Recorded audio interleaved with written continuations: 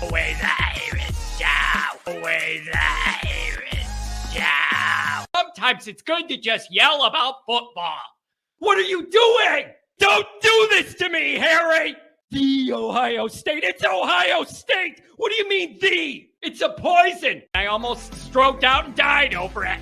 I'm glad to be at the party. I'm mad we're this late. You ain't a captain of nothing but a sinking ship. That helps the defense without them even doing a damn thing. Doing a damn thing. The call-in line. 312-988-15. You tell Johnny all you've heard and seen. Oh, Irish. Oh, Irish. Oh, Irish. Oh, Irish. Irish. Yeah, that's right. Oh, Irish. Oh, Irish. Oh, Irish. Oh, Irish. Irish. Yeah, that's right. That's right. Welcome in, welcome back, folks, to a fourth Friday. I can't even say it without laughing. A fourth Firework Friday edition of the Always Irish Morning Show. Don't want you to blow off your digits, all right? That's the message of the day. That is the message of the day. As I suspect, this will be the weekend where a lot of these fireworks go off in the neighborhood here. With the holiday being in the week, it's kind of messed up. Take care of your digits out there. All right? Oh, thanks for being here. We're going to have a little fun today. I know when you get into this weekend and 4th of July, people's schedules are messed up. People are traveling, all of that. So for those of you that are here and loyal and got to get your fix on a Friday morning, I very much appreciate it. But I do understand that the crowd's a little sparse. I have people messaging me saying, John, I'm sorry, I'm with the family. We're on vacation or whatever for the holiday. Geez, by all means, do what you need to do, man. Get your summer break in before the calendar turns to August and you feel that burning anxiety start cranking up deep in your soul. You know what I'm talking about, that football anxiety. It's going to be coming back soon. You can hold it off now. Go to the pool, have a Mai Tai, hold it off. You're not going to be able to do that for much longer because it's coming. We're getting there, folks. So hang tight. We're going to talk our way through the next few weeks, and then we're going to be off to the races. So thank you for being here. I got a few things to go over today. As always, like I've been saying on these summer shows, wherever you want to take it, we could take it. Even if it's something I'm not directly talking about or on the title or the list or whatever, it's fine. Give me a call. Get it off your chest. Big picture college football, small picture Notre Dame, whatever you want to do, we can do, okay? So thanks for being here. Obviously, you can find a program on YouTube. Do it. Subscribe if you haven't yet. Appreciate it very much. Give the video a thumbs up. That helps me as well. Notifications on. That way you're alerted every time a new episode drops. Who knows what's going to rattle in my brain next? You don't want to miss it. Like, for instance, my breakdown of the Notre Dame football home fan base. That was kind of fun to put together. And there's actually some of you guys are talking about some stuff in the chat already that directly links back to that discussion. So we're going to get in there and we'll tie it all together and bring it home, folks. All right. Emails, alwaysirishmd@gmail.com. Audio only anywhere you want me. You can locate me to call-in lines. 312-988-15. You call Johnny, tell him all you've heard and seen. I mean, I don't know. I got questions about what you guys are hearing and seeing. There's a couple different things that popped up all over the Notre Dame news feeds this week that I don't understand. So maybe I'm missing something. I'm open to that. My routine hasn't been the same. Maybe I'm missing something. But I got some questions about some Notre Dame stuff in the news, and I just don't know if it's really news. So I got to go over that with you. Fighting Irish Wire every damn day. Booty-doo-doo. You type those words in your computer box, in your mobile phone, and Notre Dame information comes out, and then you're reading about your favorite team. It's beautiful. Here's the other thing. I feel like I've been talking about it for a while. We are getting down to the line, folks. Next weekend, next Sunday, Sam Hartman's first public autograph signing at Forever Young Sports Cards in Crown Point, Indiana, sponsored by yours truly. We're going to be out there. We're going to be having a great day. Talk some Irish football, throw some bags around the parking lot, get yourself an autograph, get your kid an autograph, all of it. All of it, all right? I've talked to a lot of people. We got people driving hours to come to this event, and I know it ain't to see me. That's for damn sure. So it's very impressive to me, the amount of people that said, John, it might be a long day, but we're driving. And so I'm not acting like it's because I'm there. It's because Hartman for Heisman is there, all right? And everybody wants to get their eyes on our new starting quarterback. So that's going to be exciting, all right? Here's the other thing, too. We'll just go ahead and put this out there. I am going to go live tomorrow night. So it's been a while. I was on vacation. I was in Florida. Then I was doing a community event thing last week. We're going to be back. So for anybody available, if you are, light a firework in front of your computer and watch Always Irish After Dark, okay? So here's what we're going to do. I always want to get caught up on the chat, so we're live. So we're going to get into these chats, and some of them are bringing up some really good points, and then we'll get into some of my notes here. The phone lines are open. If you're driving on a family vacation, your kids are yelling in the back or whatever, give me a call anyways and say, John, I'm on the road, but I got these concerns. A, B, C, D, 3, whatever it's going to be, all right? So whatever you want to do today, we can do it, folks. Okay, listen, here's something else. We are squarely in the midst of that window of time. It's like the Bermuda Triangle of college football. It's that last stretch in the dog days of summer, but before camp, and everybody just has questions about their team, everybody else's team, and everybody's getting worked up over it. Like, we're in that window of time, the Bermuda Triangle of college football timing windows. We'll be out of it soon. Hang with me a few more weeks, and you'll be able to see that light at the end of the tunnel. What a nice message by Jay to start the day. Wishing all the Always Irish friends a safe and happy 4th weekend. Make good decisions. Speaking of that, we may as well get into it. I was thinking when I was putting my firework warning not to blow off your digits, which I do every year, it astounds me. Every year, there's just always stories on the news of somebody who blew their face off, blew their hand off, whatever, and it astounds me. People keep doing that. It's just not a good idea to drink. I know what you do. You drink a dozen beers and then you think you're Superman and then you light a Roman candle off your hand or something into your chest and then you got a problem. I'll give you my dumbest fireworks story, the dumbest thing me and my friends ever did. Couple of my buddies, home for the summer from college, would rent an old farmhouse out in the country, like a beat up, rundown farmhouse. The land's no longer farm, but they have all the equipment, the grain silos, all that stuff. And it was a great party house because you're out in the country, anything goes, no cops. You could do whatever you wanted to do. We would have a bonfire, fireworks, driving dirt bikes around there, shooting guns, whatever you wanted to do, you could do out in this country. Here's the dumbest thing we ever did. We were probably 21. You know what we were up to all day at 21. And by the time midnight, 1 a.m. came, those fireworks, I don't know what you call them, the ones that are wrapped and they're all connected and they're like red and they look like little cigarette butts. I don't know what you call them, but they come into big packs and then they shoot off every whatever. We had the genius idea to light a bunch of those off in an empty grain silo with us all in it. Not my brightest idea. So everybody had to be in it. And then we lit a bunch of those and they were all ricocheting and shooting all over, bouncing off the sides of the silo, shooting all over, hitting us in the back, hitting you in the arm.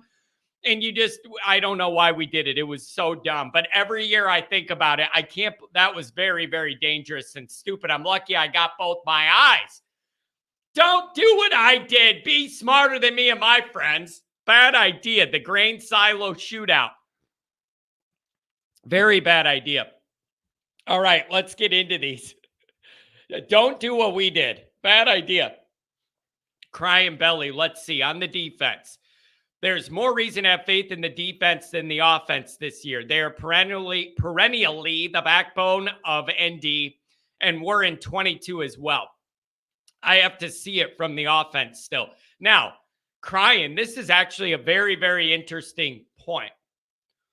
Like, I get what you're saying. I don't know why. I just have more confidence in the pieces that I know I can rely upon a certain level of production with on the offensive side.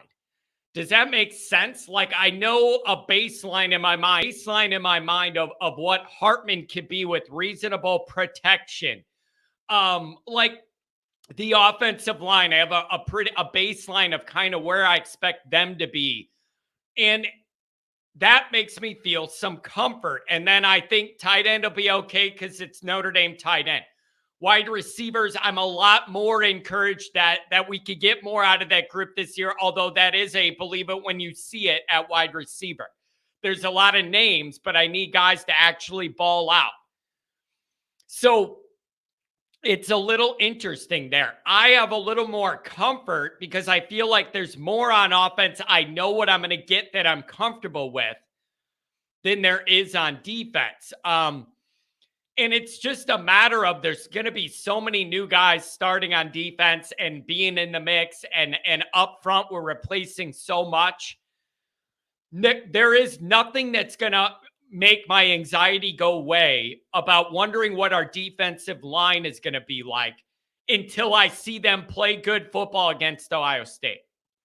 And again, that's not saying I'm expecting them to be bad. That's not saying they're garbage. Like, I'm not saying that.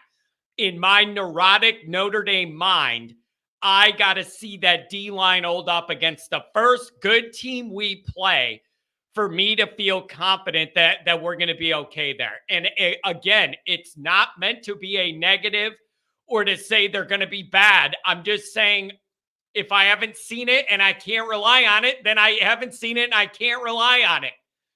So I gotta protect the situation here and err on the side of worry. Like Cross and Mills, all right, it's your time, your dudes. Botello, unleash yourself into the quarterback 80 times this year. Like, I gotta see it. Getting after the quarterback's one part of it. You gonna be able to defend the run as well? So these are worries I have. On the D-line, Adamalolas and Foskey underperformed last year. We're not losing much, and the next guys up are significantly beefier than what we had last year. We're spoiled with depth there. Fine. I'll believe it when I see it. Even if you agreed those guys took a step back or didn't quite reach the level you wanted last year, even if you agree with that, there was still a baseline level that, like, I knew I was going to get out of Foskey and the Adamanola brothers. Like, unknowns cause me anxiety when it comes to football. So do knowns if I know you're not good. Like, but entering the year, that's where I'm at. And you could say that about the offense too. Like, there's just a lot of new. This is year 2, and it feels like year 1 in a lot of ways because there's so many new things.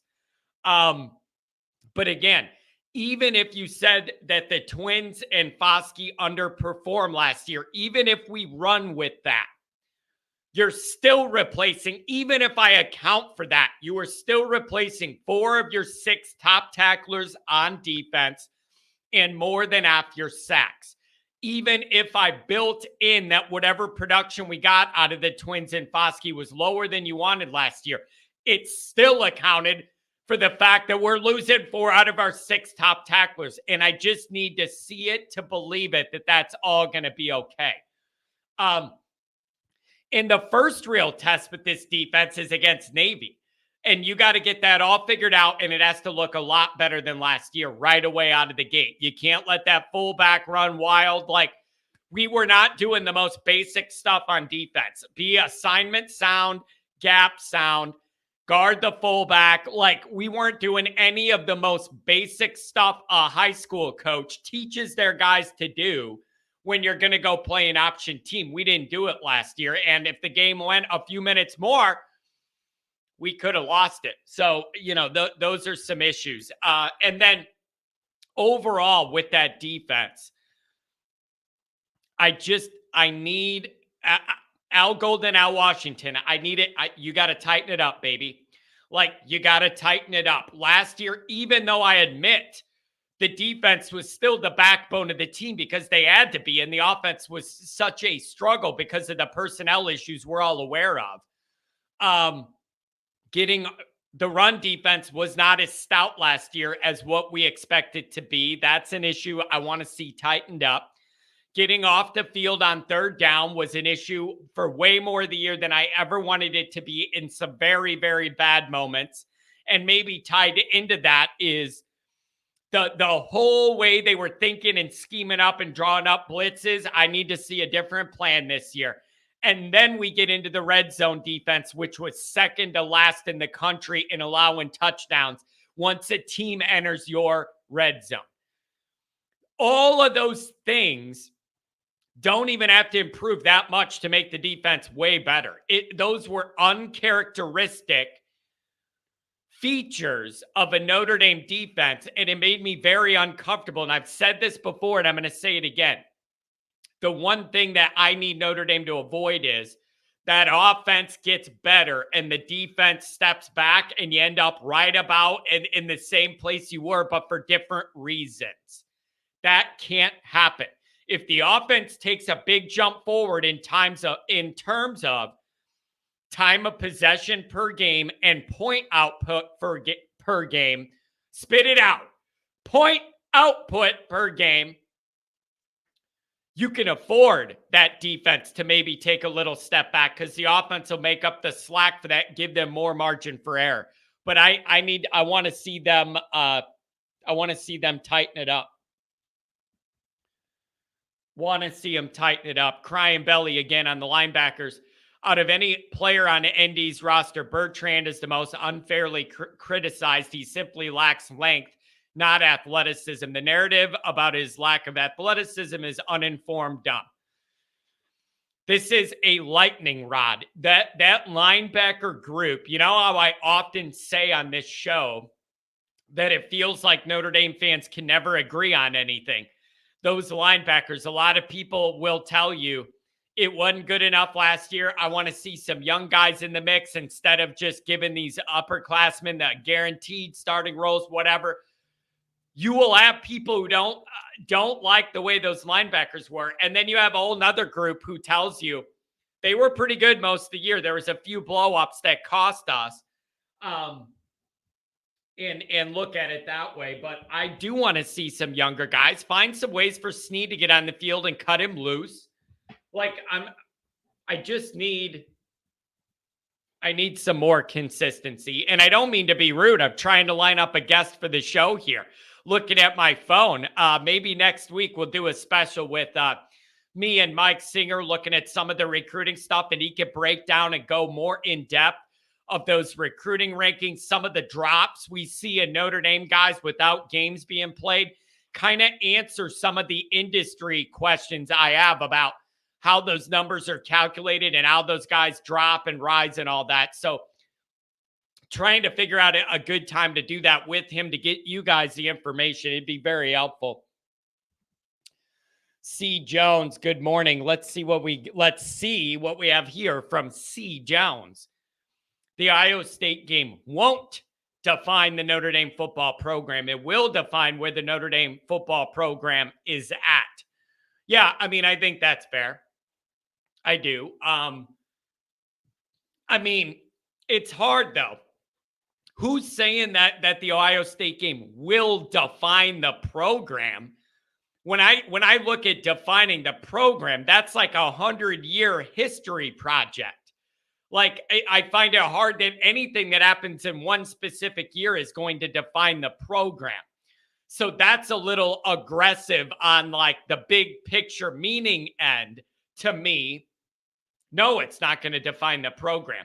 but it is going to define where we're at, one. And number two is all of us are wondering, what are the levels of this for Notre Dame this year? On the high end and low end, what is realistic to expect?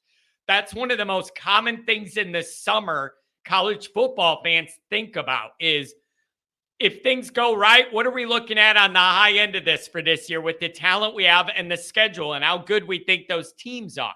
And on the low end, where do we think we are? What would be blah right in the middle? Not great, but not like bad enough that you're furious and want everybody burned, burn it to the ground and all that. But like, it's kind of the arrow for the year. Ohio State is the arrow for the year. And I will go so far as to say, not only is it the arrow for the year for us, it is for them as well. It's a big game with a lot of pressure for Ohio State as well. They are feeling some non-Ohio State-like pressure right now, I think, because of Michigan's rise, okay? They're riding a 2-game losing streak to Michigan. Michigan's recruiting much, much better than they did the last couple cycles for multiple reasons. Harbaugh sticking around. They have won the Big Ten, beat Ohio State. You have that feather in your cap in recruiting, whatever. And so there's a lot of pressure on them, just like we have pressure on us. And so that game is that indicating weather vane arrow to me for both of those teams of what the high end could be and maybe knock one of those teams down to be like, bro, you have some issues you need to figure out. You're not ready for this yet. And for Notre Dame fans, after the struggle that we had last year, you can't blame it on injury. However, no one could tell me when you lose your starting quarterback, it doesn't mess everything up the rest of the year.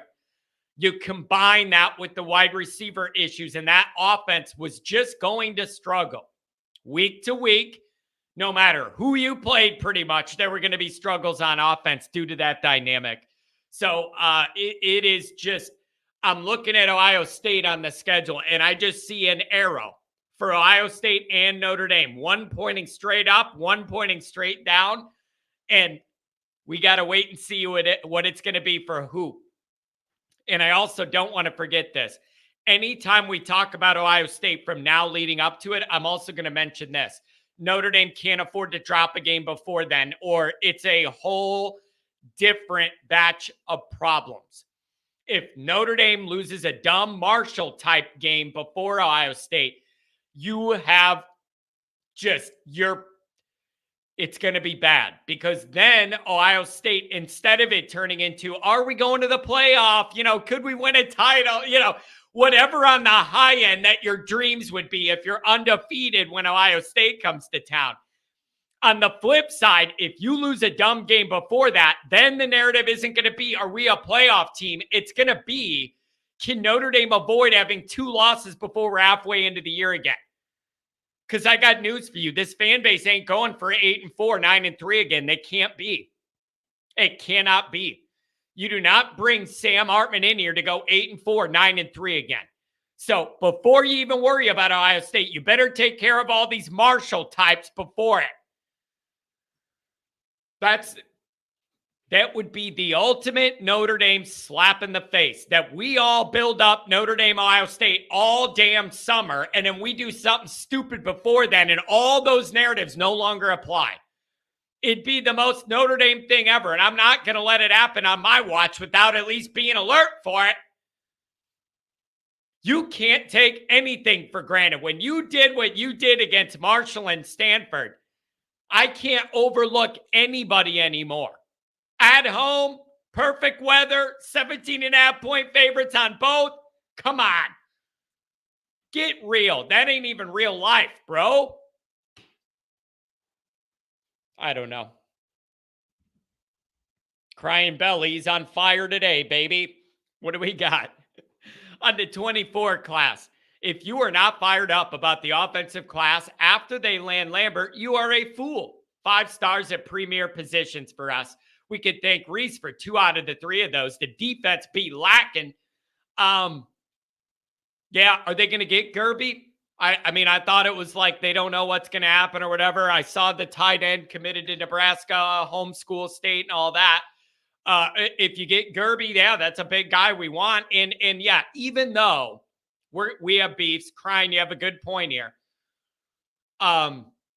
Even though we have questions about like Cam Williams and CJ Carr being 5-star status, bumped down to 4-star status, whatever. I think Notre Dame people feel really, really good about the quality of those guys and those players, whether they technically are 5-star or not. There's enough there that you feel pretty good about those guys at the top end. And then I agree with you. The defense needs to be picked up a little bit. Now, that's very interesting too. Think about this. You have. Yeah. All right. Here's how I'm going to look at it. I don't know where the blame falls. All right. Freeman is a defensive-minded guy. Defense is his experience. Yet the offensive side's doing a better job of recruiting. Does that mean there's just more of a high-level batch of talent that's interested in Notre Dame that are offensive players this year? Or does it mean Al Washington and Al Golden or, in the secondary with safeties, whoever it is, isn't doing a good job, O'Leary, whoever, isn't doing a good enough job recruiting on the defensive side? Where is Freeman's involvement with this? Does there get to a point where I don't know how this works, how he divides out his time? I have no question about Freeman's work ethic. If you wanted to question where it's being directed to, I'm open to having that discussion. I just don't know how any of us are going to know that. How many hours in a week Freeman's doing this versus this versus this. So I never question the guy's work ethic. But if you said, John, I feel like he needs to direct more of his A-plus recruiting acumen over to defense, maybe that's happening. Maybe it isn't. Rough batch of kids this year that don't line up or I don't know. But I agree with that take that you feel a lot better about the offensive side right now. And it's not over on the defensive side. The issue is, and I've heard this talked about before with Notre Dame recruiting, and it's not a novel concept, but it is something they need to get better at. Kelly struggled at it, and I'm seeing it here again. You have top-line guys, names that we all know, that visit Notre Dame and they're the top guys left on our board or whatever. And then it's down to Notre Dame and one or two other places and we don't know. And every day there's a different rumor. All of that garbage that just wears me out. Here's the issue. Notre Dame has not done a great job pivoting if the number one guys don't work out. That's an issue. That's how you end up with either lower numbers in a class than you want to take, or that's how you end up just taking guys, but you don't love them and you don't love the film, but you need a guy. Notre Dame needs to be better at having a clear plan B. Like, we want this guy. If he commits somewhere else, the next minute, we know who we're going to next. And we're already building that up. And then, like, you can have your tier of who you want. And then if something goes wrong or they get an NIL or they want to stay home and go that, then you go to that plan B right away. And it's a good plan B where there's already interest and smoke and whatever. Notre Dame needs to do a better job on those plan Bs because I've said it before and I'm going to say it again. Said it before and I'm going to say it again for the 100th time.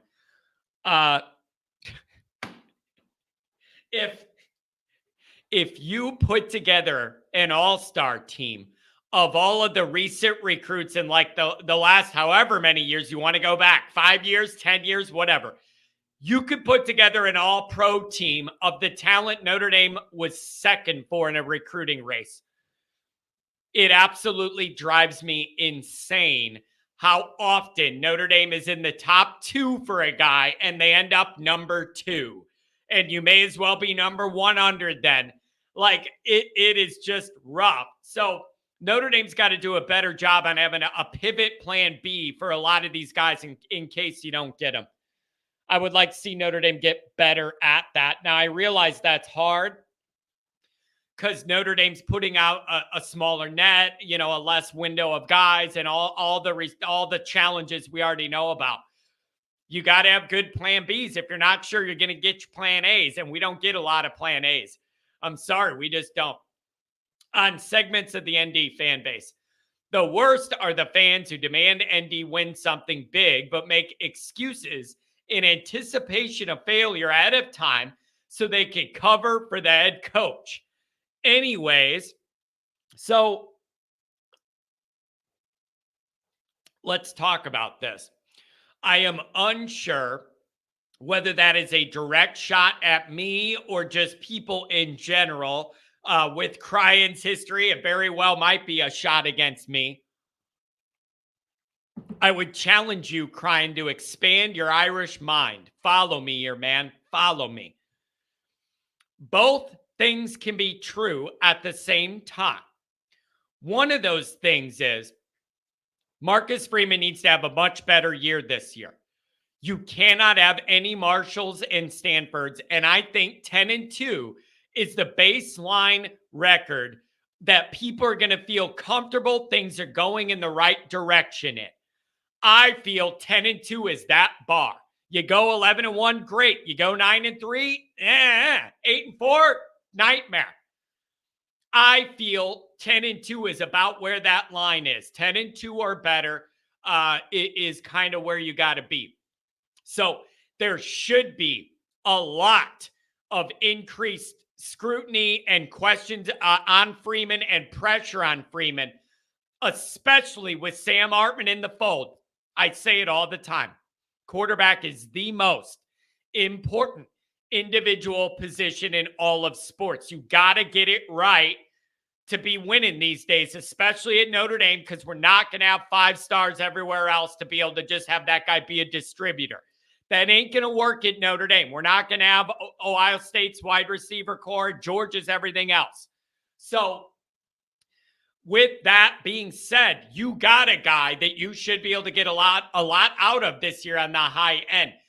Expectations of Freeman should increase this year. I'm saying that they should. All right. Every day we get another day away from Kelly's roster and more into Freeman's vision. More pressure on Freeman should ramp up. That is all true. And you're going to see that on this show.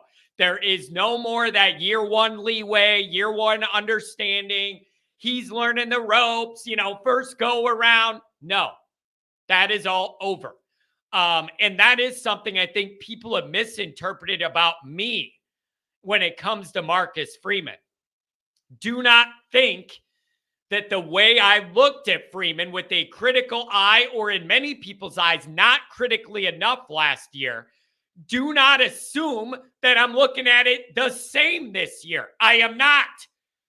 There is legitimately more pressure on the guy this year. It's year 2. So you don't get the year 1 stuff. Marshall Stanton, that cannot happen. So there is an increased pressure on Freeman. However, that's part 1. Part 2 is you need to still acknowledge this roster is in the middle of a turnover process still. And there were still many areas, even after flipping last year, trying to recruit over some things. We are still rebuilding depth and talent in certain areas of this team. That doesn't make it okay to lose to anybody, but you need to acknowledge it was not a top 5 roster Freeman inherited and then he burned to the ground. There are depth and reliability issues all over the roster still. Ask yourself what you feel confident in next year. I know this part's good enough. Where is it? Tell me the parts you know is going to be good enough against Ohio State that you know for sure. I got more questions than answers. Okay. Mikey Poles. Oh, man. Looks like we got a phone call I haven't had in a while. I'm excited to connect with this guy. It's been a while. I'll get right to you, 269. Mikey Poles, good morning. John, you need to make a Central Michigan game tailgate guide for the Always Irish faithful prior to the game. We'll come up with something good. I'll come up with some promotional stuff. I am going to tell you this. That's going to be one hell of a party. There are a lot of people that want to go to that, and it's going to be an early morning party, and I am very much looking forward to it. That is going to be beautiful, and I can't wait. Stephen Arado, Morning Irish Nation. Our fearless leader, John, less than 2 months. We're counting down the Saturdays, baby. I think we're down to like 7, I think. Pretty sure. 7 Saturdays. Mark with glasses, who does fantastic edits on Twitter, by the way. In 85 days, never mind recent history, beat Ohio State, and every year for the foreseeable future, we can always say, yeah, but the last time we played, who won? It's so funny. This whole angle is so funny when you end up arguing with like another fan base on Twitter or something, and then they will go, oh, yeah, what happened last time we played you? But it's like 7 years ago or something, and it really has no bearing on anything happening now. That always comes up in social media debates with other fan bases. They go, oh, yeah, what happened last time we played? It's like that was 6 years ago. It has nothing to do, and a different coach. And every player is different. What does that have to do with now? Like, if you're going to do that, rather than pick an arbitrary, you may as well include the whole history. Like, you may as well include what happened in the 30s if you're including what happened 5 years ago. Both of them have the same bearing on a next outcome. None. It's a bad argument. It's a bad argument. Sean Hunter, everybody have a safe and, of course, all Irish 4th of July. I have ND fever bad. I'm telling you, man, there's something about those fireworks. Every year I sit there with a cold one in the July Illinois heat, and I look up at it and I just start thinking football, a few more weeks and we're into camp. And then our lives get back on track, worrying about football every single damn day and week. There's nothing else I'd rather do, to be honest. That sounds magnificent. I can't wait. Oh, I cannot wait. What do we got, Pat? Morning, everybody. Happy Friday and 4th to everybody. 4th of July, a celebration of freedom. Plus, we're only weeks away from camp. Cheers. Yep. Also, yeah, freedom for America and freedom for me to be away from Brian Kelly. So I'll take both of those. Wins on both fronts as far as I'm concerned. Oh, let's go 269. It's been a while, man. How you doing, John? I'm doing very well, my friend. I was excited to see that name. I know your schedule, it's hard for you to make a lot of the morning shows. But I really appreciate you calling. What's going on, my friend? I got to tell you, I'm a little grumpy this morning. Why is that? Because I think Kent bought all the tickets for the Ohio State game. Hey, man, Kent's got that government money, baby. He's working for the post office on that government tab there, and he got a promotion. So maybe he did buy them all up. I did see some chats about that. Looks like the tickets are hard to find. And that isn't even the biggest issue. If you want to sleep anywhere within a 50-mile radius, that's an issue too. Oh man, yeah, that's. I assume that was the case. You know, I part of me thinks, and I'm interested to hear your thoughts on this. I think that I don't know. I don't believe that all of the tickets have been released. I think that they're game planning how they want to prevent a turning the stadium red sort of environment, and I don't think they've quite landed on how they think that they're gonna prevent that. But I do think it's something that the university is a little bit more self-aware on, and that we're working on. What do you think? Yeah, and well, there are ways you could do that. You know, like there are ways you could do that. But I would be interested to know. You know what? Let me start with this. It would shock me if Notre Dame was that aware of that dynamic. I think I'll be honest. That seems like something they wouldn't even think of and put the tickets in the market and just figure it is what it is. I would actually be impressed if they were worried about that. It would just surprise me a little bit. What makes you think that? You think they're staggering the release of some of those or playing games, or what's making you feel that way? Yeah, I do, because if you look on the they're bundling tickets. They're still pushing season tickets, but they're not selling single game tickets for Ohio State and USC. But there's still season tickets available, which leads me to believe that there's some sort of prevention or some sort of strategy behind it. That obviously it's like, what Ohio State fans going to buy season tickets for Notre Dame just to go to the one game? I mean, could I see somebody doing it? Yes, but in large part, like, I don't think that there's some sort of strategy behind the scenes there of some sort of prevention of turning the whole bowl red.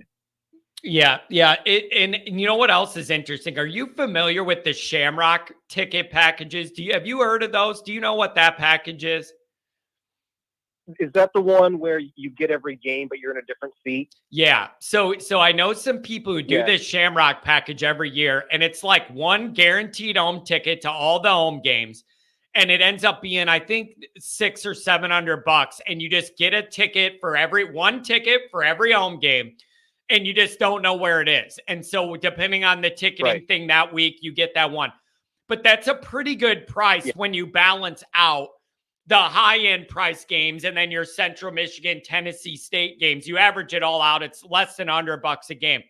Now, they've been doing that for a few years at least, and I know guys who buy those that live local, and it's easy for them to get there.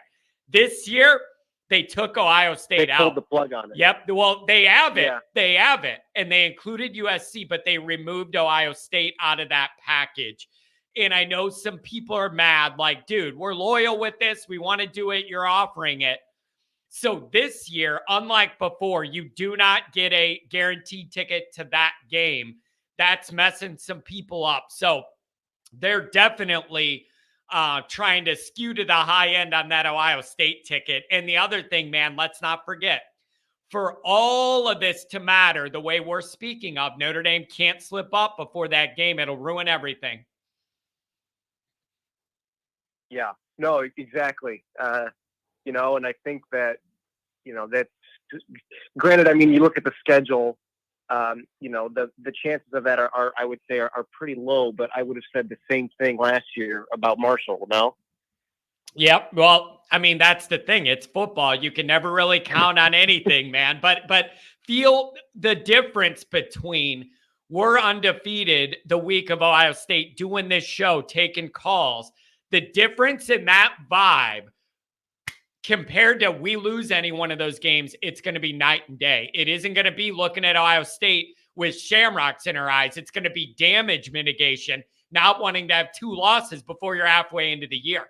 Like, it is just absolutely critical to win all those games, and you're trending up going to Ohio State. And but we talk about it every day here. Ohio State comes up every single day. It's that big of a matchup already. Yep. Would you say that, if you were sort of making goals for the team in sort of chunks, that would be the first sort of short-term goal? Yep. Is to, just get to Ohio State intact and sort of see what happens? I do see it that way. And the other reason I like that is it breaks up nicely. If you did, 4 games and then 4 games and 4 games, like, look at it that way. That's perfect. Like, you got to keep your eye on the prize. Fans are going to look ahead and do all that, but this team cannot. And they lost to Marshall and Stanford at home as huge favorites last year. So there's a little recent history here in our minds. They got to take care of business. You got to do it. Yep. Let me ask you this. Who do you have more confidence in entering next year? The offensive side of the ball or the defensive side, and why? So I was actually about to.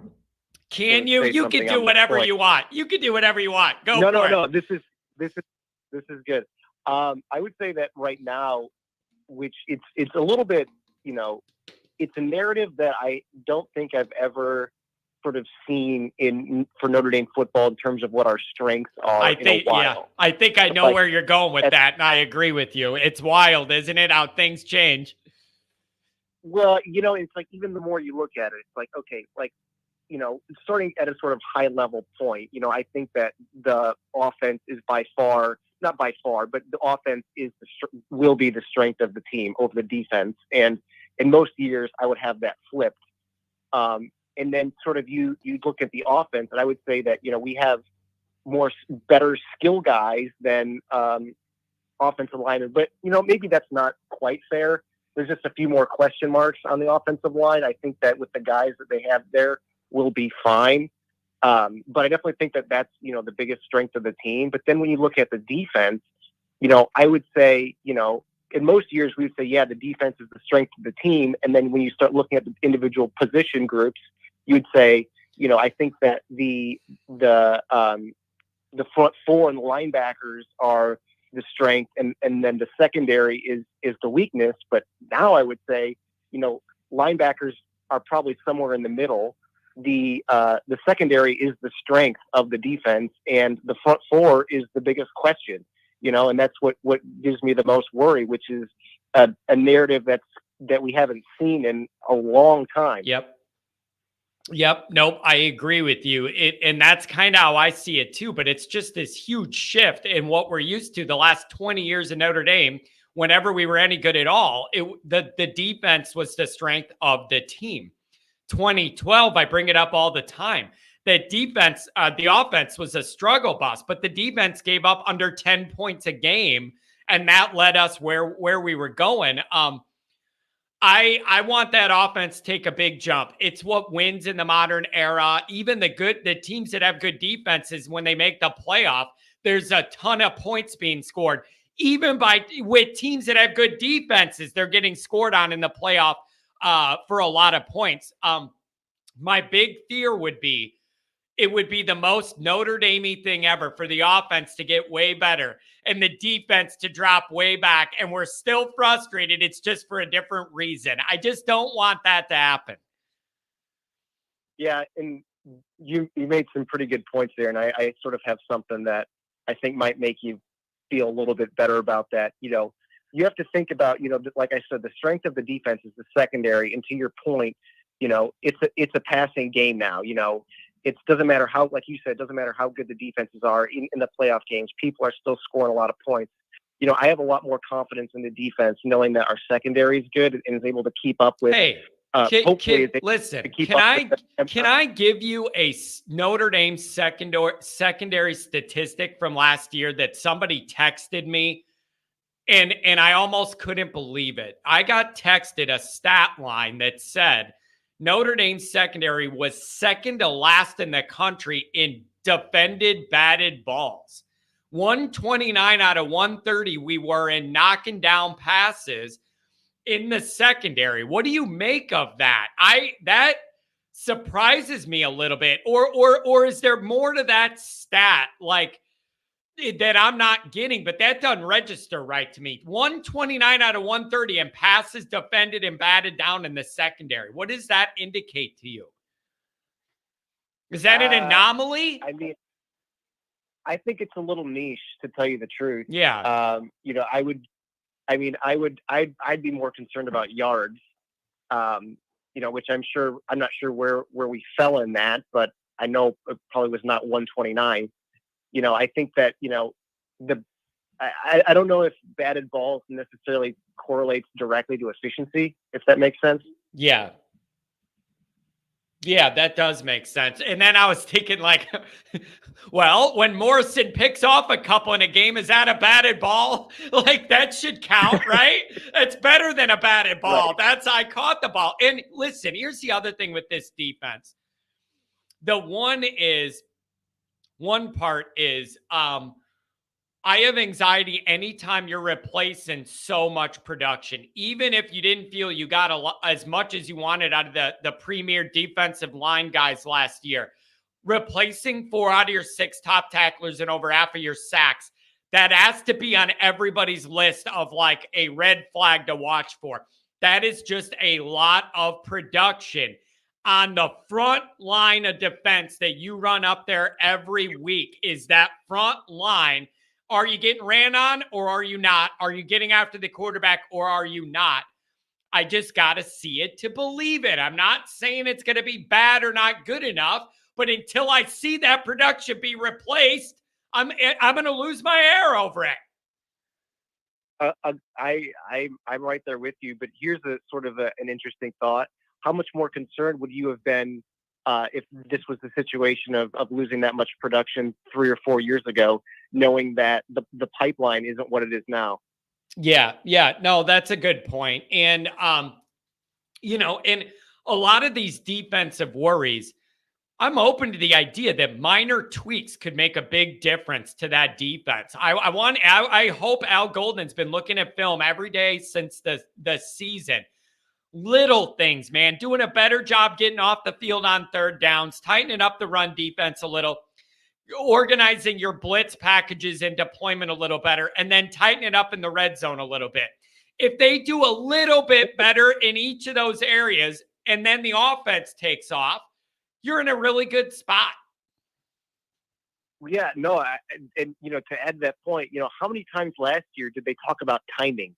The timing on the blitzes. It's like, oh, it was the right call, the right pick, but the timing wasn't there. It's like, I feel like that, between Freeman and Golden, that was mentioned, maybe close to once a game. I know it was, we thought particularly in the first game on that safety blitz against Ohio State, but that wasn't the only time that they used that our timing on those things was off. And I don't know if that's, a personnel thing, if that's coaching, if it's all both of them, which I probably is the case. But, like from what I understand, last year we would get, very confident in the call, but, there was something that basically threw it off and, exposed and made the back end of the defense exposed.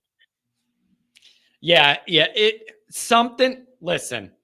Something just felt a little off with the defensive deployment last year. It felt just a little disjointed or not as organized or not synced together. Does that make sense? It just didn't seem like it was as cohesive of a defensive unit that we have been used to. Now, I'm open to the idea that we've been spoiled a little bit. Notre Dame's defense has legitimately been the backbone of all the success through the Kelly era and everything else. So maybe my standards are higher, but they did some things defensively last year that I don't remember happening as much. They gave up way too many big gash plays or a big chunk play. Oftentimes at bad points in the game where we would score to extend a lead and then give up a back-breaking 80-yard drive right after that with a 40-yard chunk play in the middle of it. We got used to not having those kind of breakdowns. I'm not asking, it doesn't have to be the 85 Bears, but if you tighten up those areas even a little bit, and then the offense is close to what I think they could be, you're going to have a really good team. Agreed. No, I mean, and it's just flipping the sides of the ball. It's hard for me to imagine barring extensive injury where that offense doesn't click. I just don't see that happening unless there's significant injuries. It's even if you look at all this is probably the best receivers room that Notre Dame's had since I can't remember. Maybe we've had, a Will Fuller or a Michael Floyd or, one guy that's better than everybody in the room. But as a crew of, 5 guys, it's really solid. And all of them have that, 2 or more years of eligibility left too. Yeah, and you know what else? All of them have a lot to prove. They know that unit took a lot of heat. They're all out for snaps. The younger guys are going to push the older guys because now there's some quality depth in the younger classes and more coming behind it. And they're well coached. Yeah, that's the other thing. They're well coached, and you better take advantage of that before somebody takes Stuckey away from you. But I've been saying this. If this offense falls flat on its face for any reason and does not take a big jump forward, it's going to be for 2 reasons, in my opinion. Number one is bad injuries where you can't afford it again, the quarterback, estimate, one of the receivers that emerges, something like that. And aside from, yeah, exactly. Aside from injury, the only other way I don't see the offense taking a big jump forward is if in the tougher games against the better teams we play, the interior O-line can't hold up. In the run game and the pass game, that's the only way I see it happening. Because I see enough talent everywhere else, and I believe we have a quarterback that can distribute the ball the right way. So, barring catastrophic injury and that whole interior of the line just getting pushed around, I expect a big jump forward. Yeah, I think I think that the interior of the offensive line, I think that's one of the areas where I feel the most confident that they're gonna adapt well, because you look at either of those guys, they look to their left and their right. There's a guy on each side that is has a lot of experience. It's there's there's a lot to lean on, I guess, for those guys. Yeah. Yep. I don't know, man. It's a new world in Notre Dame football. Like, I feel like everything's flipped. Now people are excited about the offense and nervous about the defense. It's wild how the times change in Notre Dame land, isn't it? Yeah. And I still feel pretty confident about the defense. Just, I think that they'll figure it out. But that doesn't change the fact where, I think just that we're sort of following the progression of the rest of college football of, just kind of how the game's played now. Yeah. Nope. You're totally right about that. And so I don't know, man. I have my normal anxieties, and it's just, there's so many question marks, and we all have so many unanswered things, and just a rough taste in your mouth from last year, and we're just ready to get it all going again on year two. Let me ask you this. What have you heard any of these rumors that Notre Dame's close with the apparel stuff and what they want to do? What would you like to see them do, and what do you think they're going to do? Those could be two very different answers. So I like the fact that it seems like they're really considering, the apparel as tools per se.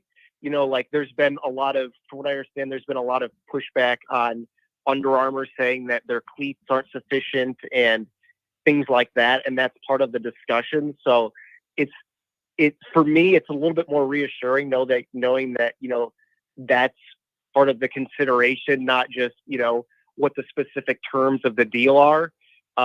Because, oftentimes Notre Dame will Notre Dame. I think you know what I mean when I say that.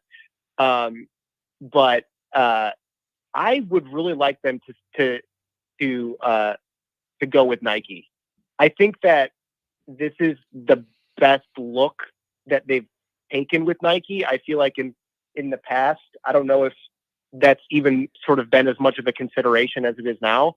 And I think that it's something that it's time for. I think it fits the brand of what Notre Dame is now, of, what Marcus Freeman, who he is and what he's putting together.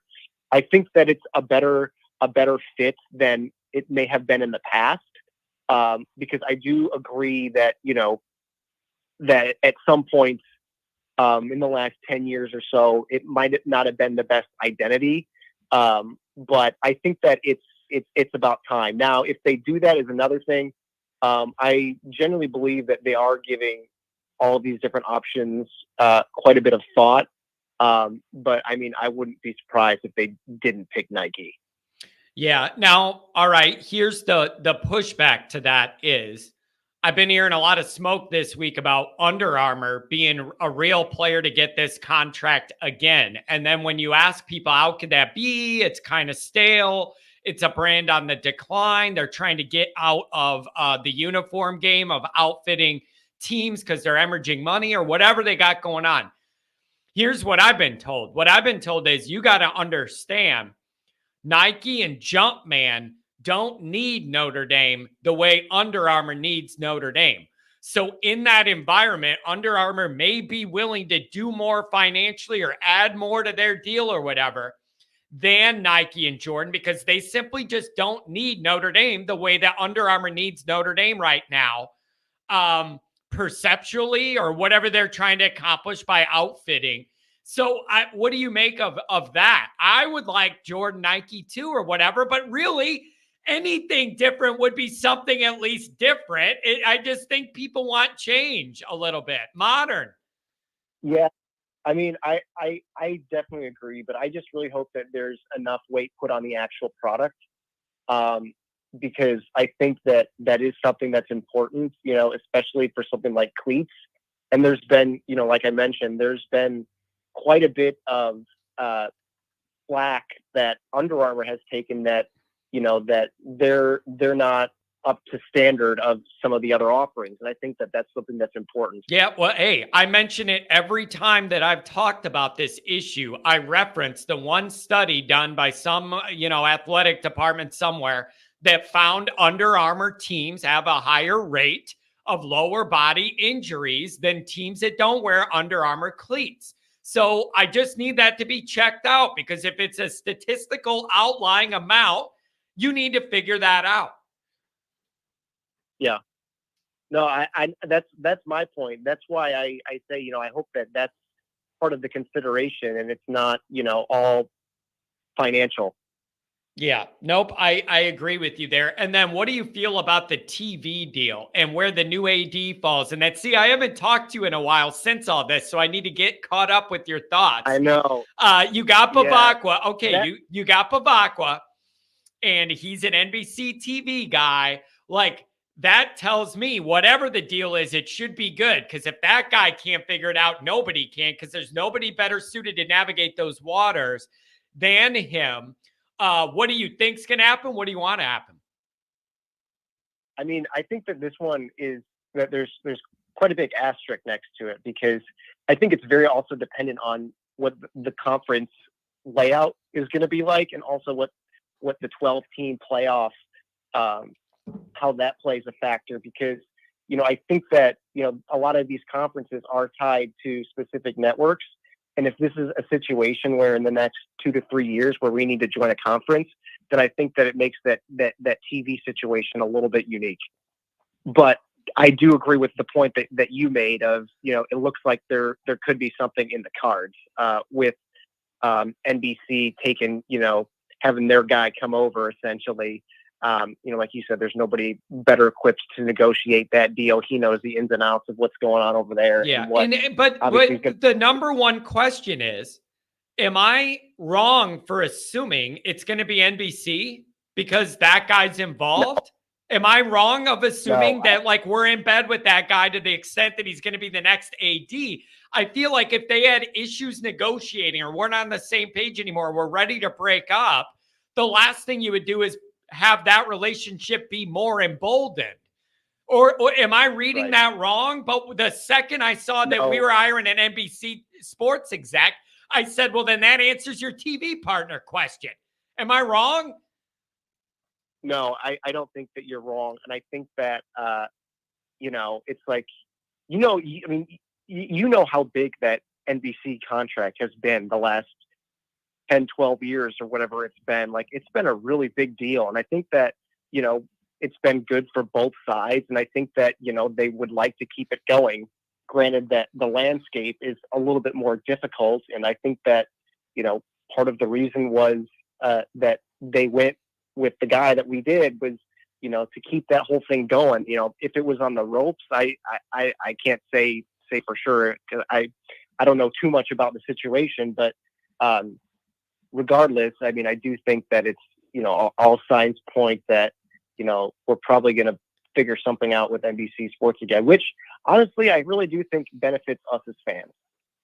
Yeah, I mean, here's my thing. Like, I have my little beef about having to do Peacock, and I don't think the booth that we have is up to par of what Notre Dame should be getting in the booth as far as clout in the booth and gravitas in the booth. We got to get however, Benetti. However, I'll say this. Yeah, Jason Benetti's busy, man. That guy's all over. He'll be doing Big Ten games or something. Yeah, he is all over, man. That guy, he's doing fine. He does March Madness. He does football. He does the White Sox. That guy is all over. And you know what else, too, man?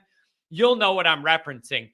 I love seeing Benetti succeed, and he's a great example for a lot of younger kids that maybe do struggle with like a developmental problem, or they have like an issue they have to overcome.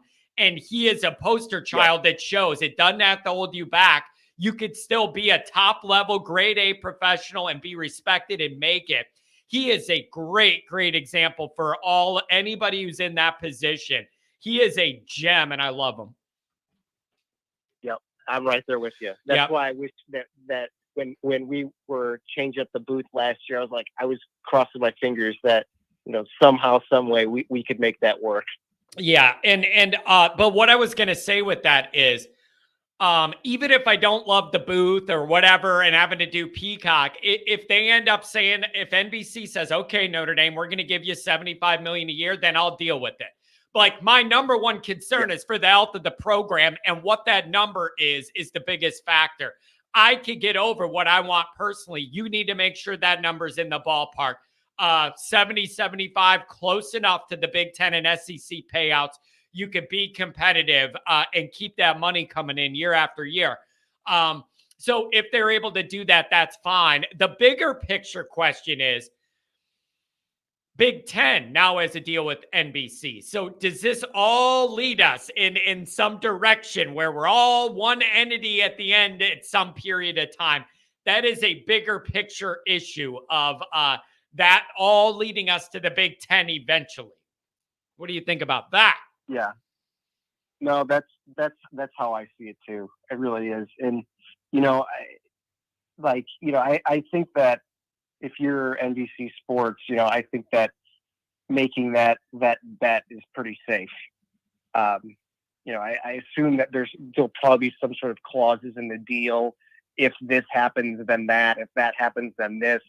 And I think that's part of their master plan, I guess. Yeah. It's. I don't know, man. It's just, I've been seeing news articles this week, pressure for Notre Dame to join the Big Ten. And I don't understand why those articles are resurfacing, other than we're leading into 4th of July and everybody wants to put out, some media and then go drink at the beach or whatever. But there's nothing else to talk about. Right. But I don't understand when I saw those articles, and then on Twitter, I'm like, did I miss breaking news? And it's saying the same stuff. But in my opinion, if Notre Dame can make that money work, and then we have access to the 12-team playoff, which we do, what is the immediate pressure for Notre Dame to join the Big Ten? I don't see it. If you're able to make sure the money's right and you could get into the playoff, you pay your tax of not being able to get the bye, but you could get in at 10-2 most years. I don't see the pressure for Notre Dame to join the Big Ten if those are the circumstances. I think that the only caveat would be what the sort of non-conference schedules looks like for the super conferences and how that works, because that could get a little bit hairy if that's the case. We can't play BYU every week, or we can't play all these independents every week. I think that's sort of the only caveat. I don't think there's actually been a whole lot of talk about what the sort of non-conference schedules would look like in these massive conferences.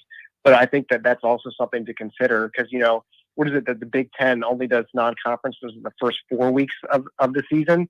It's like, all right, you got to fill out 12 games somehow. So I think that could be something that could be a little bit tricky. Yeah. Yep. It's going to be interesting. But I don't know, man. It's a big pivot year. It is year 2 of all this, but in many, many ways, it feels like year 1. There is just a lot of new. It's almost like a reset after last year. Everything was just such a struggle, and it's just kind of like a reset button. And you feel like you have the most important piece where you're comfortable, and that's quarterback. And that is a big, big deal. That could be the tide that rises all ships. I say it all the time. It is the most important individual position in all of sports. I feel good about our guy, and I want to see how much that one difference can really make in a year, week in, week out, navigating this schedule. I expect him to be pretty darn good. And, we're going to find that out pretty quick. Yep, you're going to have to find out pretty quick. You got to figure out Navy pretty quick, and then you got to take care of business, man. You got to be 4-0. Well, that's what I'm saying. We're going to see how much of a difference that makes, I think, from game one, probably. I think that, we'll be able to see pretty clearly one way or another. Yeah. The one thing that is a little different this year, I was thinking about, I guess maybe it's a good thing you're not starting with Ohio State, maybe getting it all cranked up. Like theoretically, you should have a few weeks to be able to get things lined up. You could also say it gives them a few weeks to get things lined up with the new quarterback and all that. That's right. Where I was going to go. Yeah, but that feeling as a Notre Dame fan. Week one, you play a huge game, you lose it, and you're thinking, all right, I was all excited about this all summer, and now our goals are probably dead already, and it's week one, and we have 11 games to go. Like, you shouldn't be in that position this year. You should at least have a month of undefeated dreams, I hope. Yeah, I agree. So, I don't know, man, but it's going to be really, really interesting. I got to run. I gotta run. I appreciate you taking the call. It's good catching up. No problem, man. Really good catching up. Have a good, safe 4th of July. Give me a call whenever you can again, man. Tell the family I said hi as well. Really nice people. I love your group. Will do. You take it easy. Have a good one. Oh, yep, what a nice guy, man. Met him at a couple of the tailgates, the blue and gold tailgate the year before. Really, really nice family. Everybody just a smile on their face, just open and nice, want to talk about Notre Dame. We got some nice people in this fan base. Really nice. Oh, boy. We got some OHIO. I'm telling you, man, we're not even to. We ain't even to the Ohio State game yet. And there's some Ohio State people in here, man. I don't know how I ended up. I mean, I know how. It's because the build up to last year's game, because it was Ohio State week one, that meant that whole camp build up, Ohio State was the primary focus. And so I talked about them so much. Ohio State people just started finding my show looking for previews of the game. And then I guess it's a compliment that a bunch of them were like, dude, you're kind of like pretty far out. Like, I'm going to stick around even after we play them. So then I ended up with Ohio State people in here every day, even though we weren't playing them anymore. I guess that's a compliment. But I figured a lot of those people would drop off after we're done playing them, and that'd be it. But they stuck around, and I'm glad to have them. Oh, I'm glad to have them.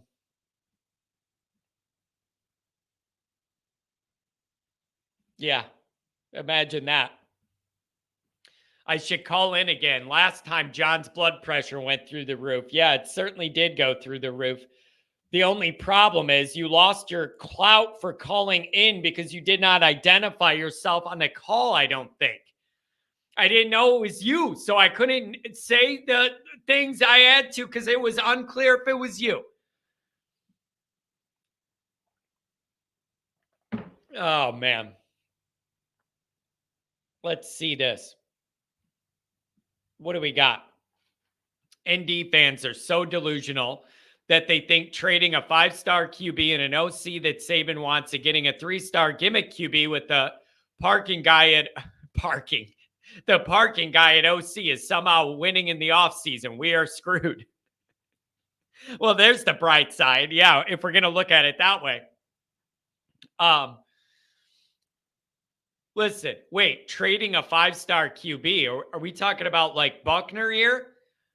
Because I haven't seen any 5-star play. You could call him whatever you want, but how far back are we going? Recruiting from like 7 years ago when he was in high school? Jeez. And the other thing is, I hope you're not including me in this. I blew a stack with the offensive coordinator situation, so don't put that on me. Don't put that on me. I was very far out there with my distaste of what happened with the offensive coordinator hire. Not only what happened, but how it was managed from a PR standpoint as well. When Notre Dame's historically very good at PR, but they could polish up any turd and present it to you with that Notre Dame wrapping on it. Didn't do a good job on that one. Did not do a good job on that one. My word. Oh, boy.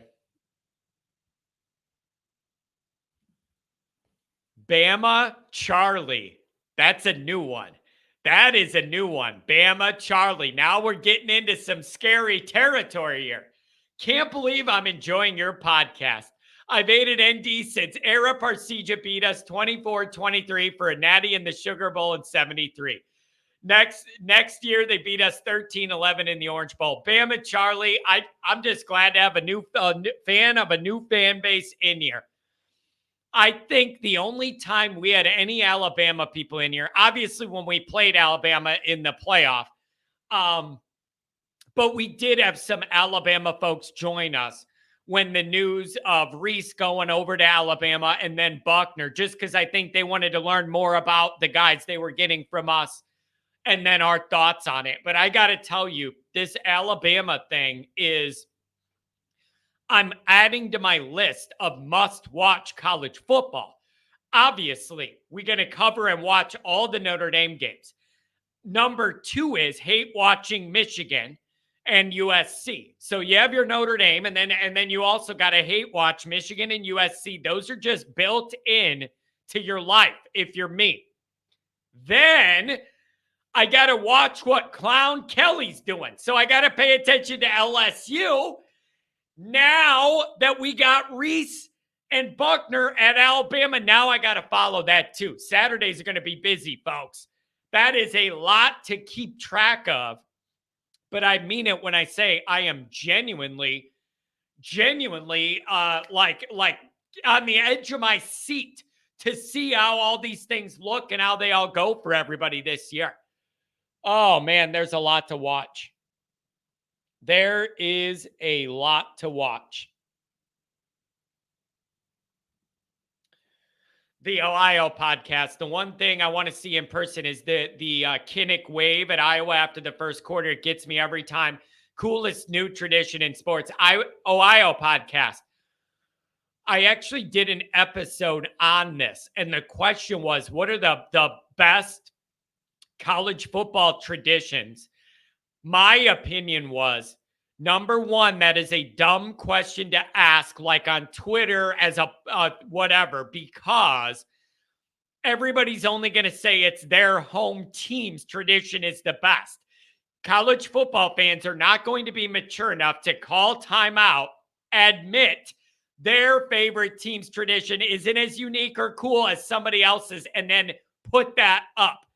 So it's a bad question to ask right away because nobody's gonna vote for somebody else. Here was my answer. By far, the coolest tradition is the Kinnick wave to the kids and the families in the child hospital right above the stadium. That is number 1 by far because it helps sick kids and sick families. That is a lot different than jumping up and touching the Michigan banner or running out to the fight song or whatever else. The Sooner Schooner running around or whatever.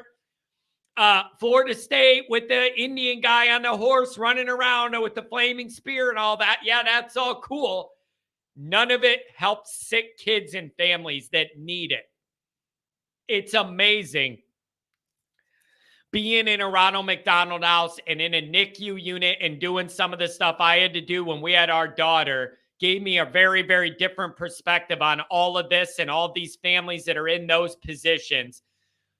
You would have no idea what it means just for those families to feel recognized and seen, people to be nice to their sick kid when they're in that hospital. That is by far the number 1 tradition going on in sports because it helps sick kids and their families.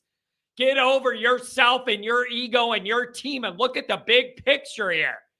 Vote for the one that helps sick kids. You're sick if you don't. Best tradition in college football going right now. By far. By far. What else do we got?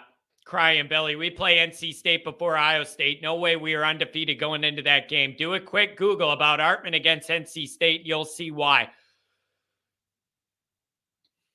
So crying's on the record that we're going to lose to NC State. That'd be a disaster. Crying. I'll be crying if it happens. You can't have it, you guys.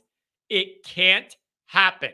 Any loss before Ohio State ruins all of the vibes we've been talking about all summer about how big that game's going to be, Notre Dame, Ohio State. It's only that big if we're both undefeated, especially us. If you lose a game before, the entire vibe is ruined. There's going to be 25% more, whatever the percentage of red you think is going to be in our building. Add 25% onto it. If we lose a game before, people are going to hemorrhage their tickets. And you have the worry of, if we lose to them, we have 2 losses and we're not halfway through the year, and that's an unacceptable outcome. It cannot happen. It absolutely cannot happen. Okay? Something wrong with my screen. I can't move it. What's going on here?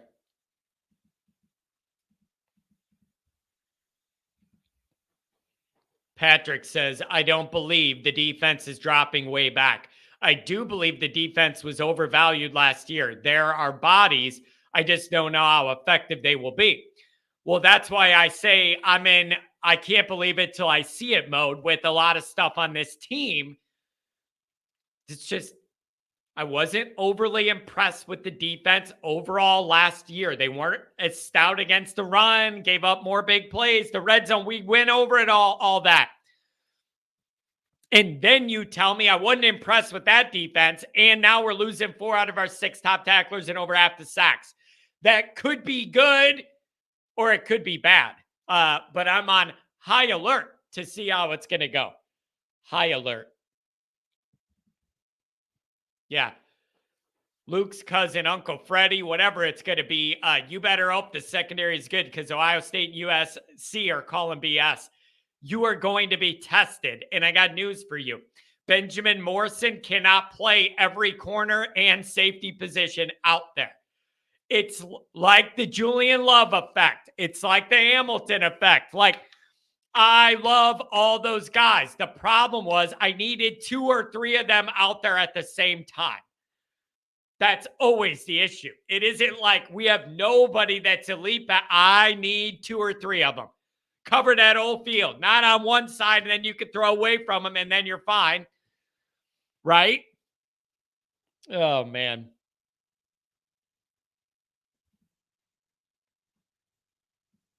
Let's see. Crying Belly. Freeman has failed his way upward to this job. The defense in 2021 was a joke. What if,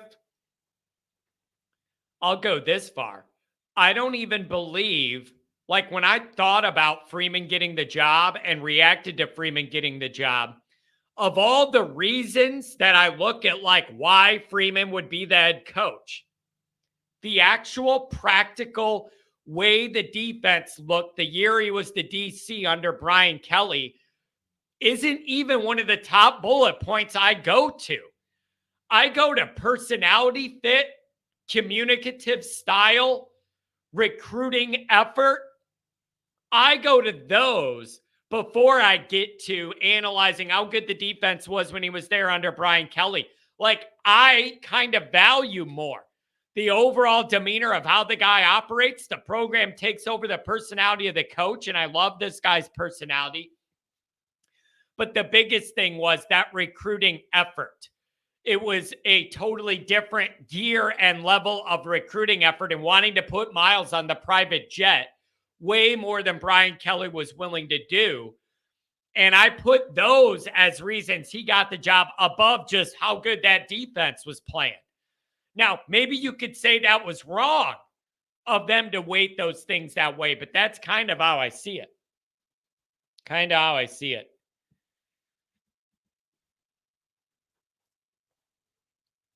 Jason Smith. In putting emphasis on turnovers can lead guys to trying to strip the ball instead of tackle first. give up a lot more yards and missed tackles instead of making them. Well, I want you to do both. I want you to do the peanut punch. Peanut Tillman with the Bears, who kind of trademarked his punch. I love it. It's in a punching, wrapping motion where if the ball didn't come out, you're wrapped around the guy from what you're doing to get the ball out. Can't fail then. Right? It's not a loose arm, hope you hit the ball. It's a wrap-up punch in one movement. Be teaching that. Go hire Peanut Tillman to come over and show our guys or something. I don't know.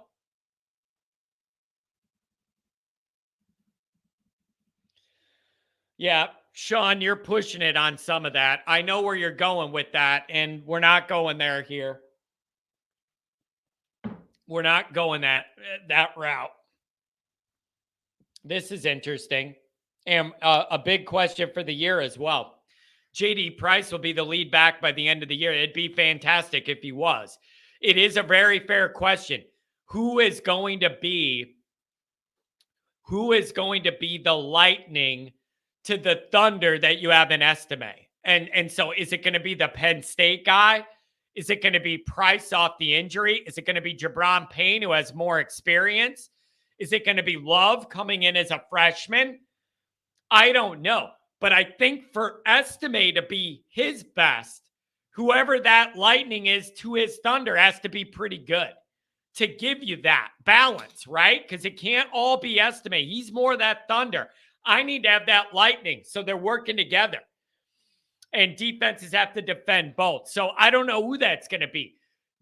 I've said this earlier in the week. You could tell me all you want. J.D. Price is healthy and ready for camp. That is different than telling me he still has that pop in that leg after that Achilles that I saw in the blue and gold game 2 years ago. Those are different things. So him being back is great, but I want to see if the guy's got that pop still because it was very impressive. Very impressive. Man, crying, you're putting some dangerous stuff in my brain about Estime and fumbling against Ohio State. Don't be doing this to me, buddy. Don't be doing this to me. Come on, man. I don't have that much hair left to fall out. Give me a freaking break. I think the fumbles are behind Estime, hopefully, but those were the first fumbles of his career, and he didn't fumble anymore the rest of the year, but they were killers. They certainly were. Certainly were. Oh, Carlos, you forgot the Van Gorder Kelly era with those breakdowns. You know what? Maybe there's a reason. My brain's trying to block out the entire BVG era. I can't afford the brain waves to think about that nightmare. Unbelievable. That was some rough times, you guys. Really rough times. 2016 at Texas to open the year. We gave up 9,000 yards, 87 points. What a freaking nightmare. What a total nightmare. $5 holler from Rodney. Come on, John. I want some damn fireworks. Yeah, those are dangerous. By the way, happy birthday, Rodney. I should be sending you $5 back. It's your birthday. What did he say? 48 years old, I think. Seen a lot of good Notre Dame football in his career, and hopefully we get some more. But Rodney, I really appreciate that. Thank you, and have a really good birthday weekend. Be safe. Have fun out there. You could tell John is bored by the caller when he scrolls through the chats. Dude, it's not that. It's that I feel bad that I can't keep up with everything. Like a real radio show doing what I'm doing has a call screener dealing with the calls, and then it has a social media manager scrolling the chats, cleaning out anything that shouldn't be there, putting the ones in front of me that could generate the most discussion or the donations, and then me talking to the people and doing all that. I feel bad, but I can't be 100% good at all those things at the same time. It's just a lot to keep track of. I'm trying.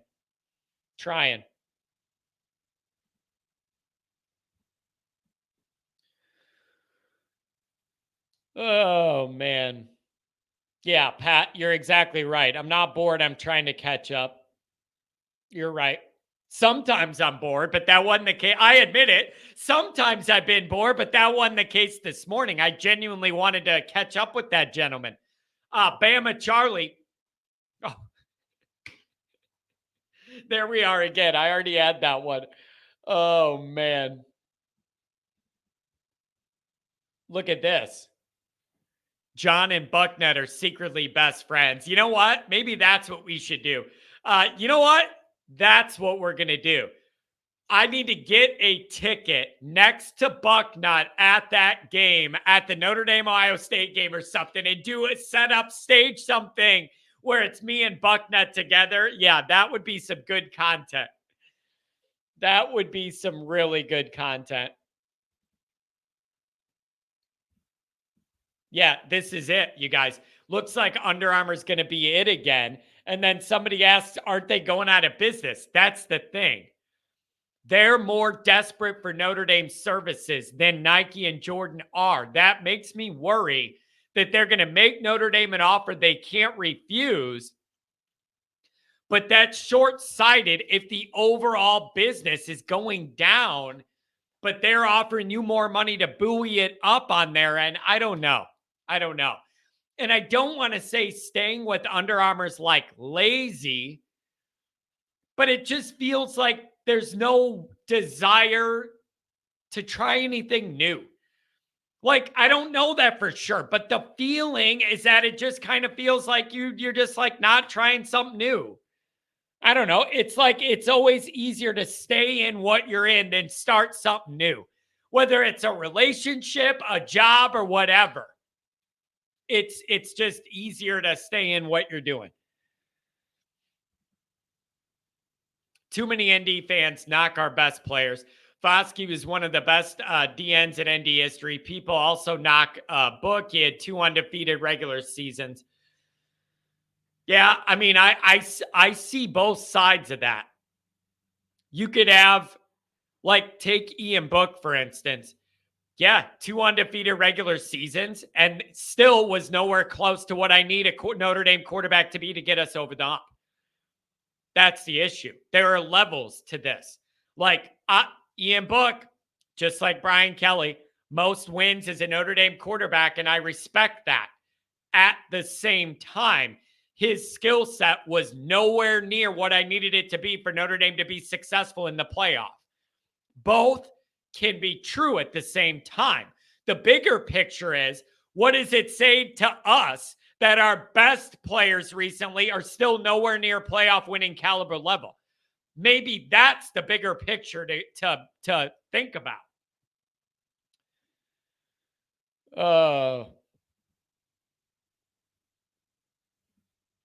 Let's see what Pat says. Book is the perfect example. You cannot argue that his skills regressed the more he played. I fully blame the coaches for that. It is true that second year that he was the starter, all the numbers went down. All the numbers went down. There were a lot of games won, but they still did go down. It's true. All those quarterbacks went down.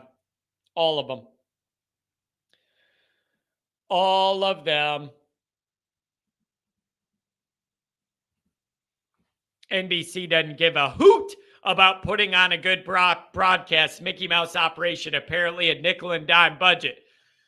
If they offer Notre Dame $75 million a year, I'll just deal with it, I guess. I guess I will. So I don't know.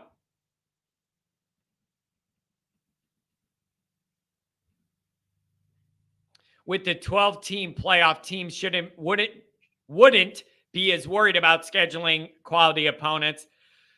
You're already seeing some of that with schedules being watered down or whatever. I mean, you could almost argue the opposite of that. With the 12-team playoff, maybe teams should be more open to scheduling some tough out-of-conference games because, you have a bigger net of leeway to be able to lose an extra game and make the playoff in a 12-teamer compared to 4. So maybe that thinking should all be flipped, but it isn't going to happen. It isn't going to happen. So I don't know.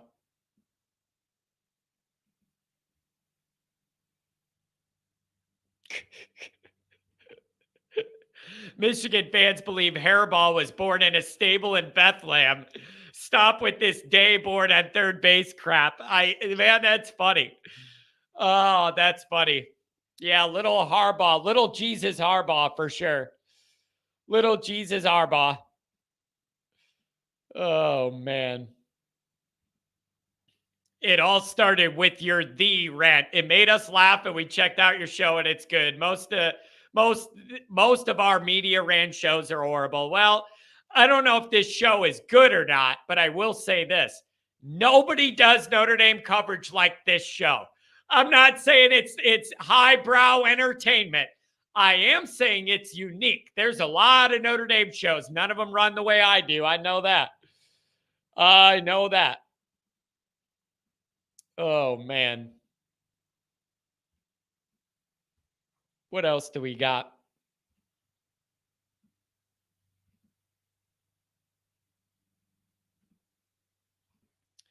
Singer is toxic positive, hates when people disagree with him. Ego is ginormous, and he rushes his guest every time they do a podcast. So rude.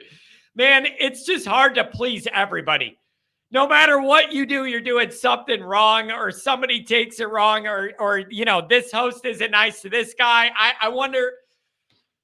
I don't know, man. I've never had any issues with Singer personally. I have had issues with other people in this space. Singer's one of the ones I haven't. So you pick one where I haven't had much beef with. Oh, man.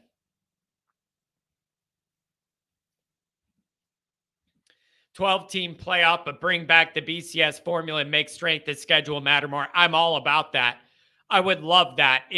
Now it's all washed out because that committee, just whatever they're going to think, they're going to think. Michigan's a great example. Not going to have a strong strength of schedule. They only play 2 competitive games all year against teams with reasonably decent talent. Penn State and Ohio State are it. And they're not going to get penalized because they're in a Big Ten. So it isn't going to matter. Like, that's how I look at it. If you're in one of those Power Fives, it isn't going to matter how bad your strength of schedule is. They're going to give you all the credit just for being in a Power Five, no matter what. No matter what. Okay. Oh, boy. All right, folks. That's going to be it for the day. We're going to end a little early. I have some things I need to do. I am planning on going live tomorrow night. So I don't know whether that's going to be a good attended one or not.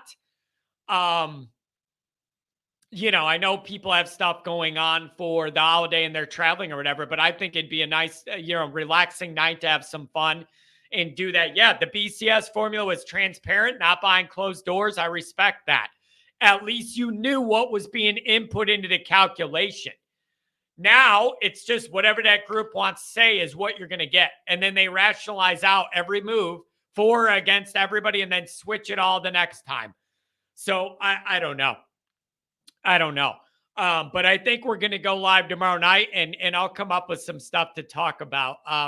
We're almost there, you guys. We're almost there. We're going to get through the dog days of summer here. The calendar changes to August and you feel that the humidity goes down outside and you feel that little crispness in the morning. It still gets warm, but not too warm. You feel it changing over to fall. And then we're going to be back. Okay. We are going to be back. Make sure foreveryoungsportscards.com. Get your tickets. We're going to have a good crowd next Sunday to meet Sam, Hartman, Heisman. See you guys later. Be safe. Don't blow off any digits. Okay.